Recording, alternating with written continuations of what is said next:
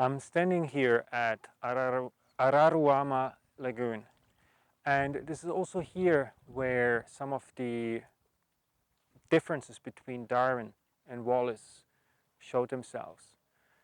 On one hand, Darwin was appalled by slavery. So, for example, in his journal, he would write, "As it was growing dark, we passed under one of the massive, bare and steep hills of granite which are so common in this country." So you can see some of those hills around here. This spot is notorious from having been, for a long time, the residence of some runaway slaves who, by cultivating a little ground near the top, contrived to eke out a subsistence.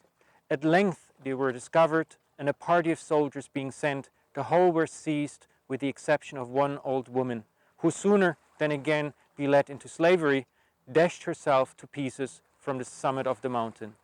In a Roman matron, this would have been called the noble love of freedom. In a poor negress, it is mere brutal obstinacy. So it is this kind of environment that brings into stark contrast the difference between Darwin, a member of the upper class, and Wallace, who came from an impoverished background. Darwin was always like an outsider. He would stay on his ship and would observe from a distance. So while traveling around this area here, for example, he complained about the simple food that he was being served and the attitude that people had in terms of serving him. Wallace, on the other hand, in his travels through the Amazon and around Malaysia, Indonesia, and Singapore, these countries today, he would always stay with locals. He would learn the local language, live with them, and then explore in collaboration with local people. The differences also came in other ways. So Darwin, being a member of the upper class, he was very much interested in preserving or describing the social hierarchy that existed back then in England.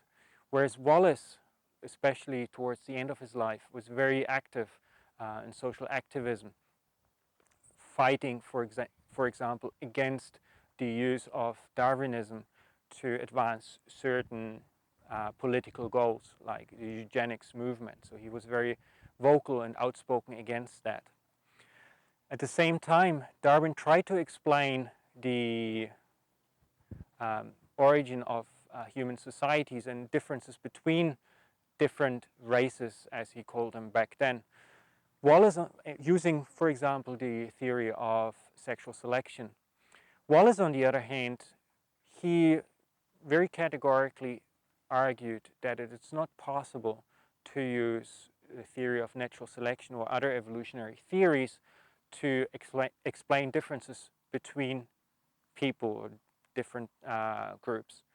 So, as I said, he was very much interested in social activism. So he was always emphasizing social conditions rather than natural selection as a mechanism to explain these differences between people.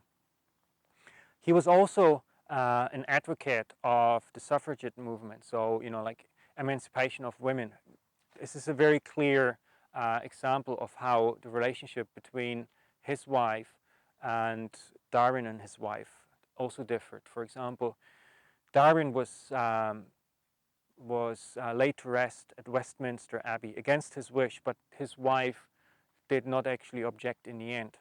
Other people also petitioned that Wallace should be laid to rest at Westminster, but his wife stood firm and said, "No, my husband wished to be cremated in a different place," and she resolved to do this. So there were like very marked differences in the social upbringing, in the social conditions that led both Darwin and Wallace to develop their thinking, and then how they drew consequences from those ideas. So one very clearly linked to a social hierarchy and using the theory to explain and potentially justify these differences that existed back then. The other person very much interested in, like a betterment of everyone, independent of their upbringing and where they came from.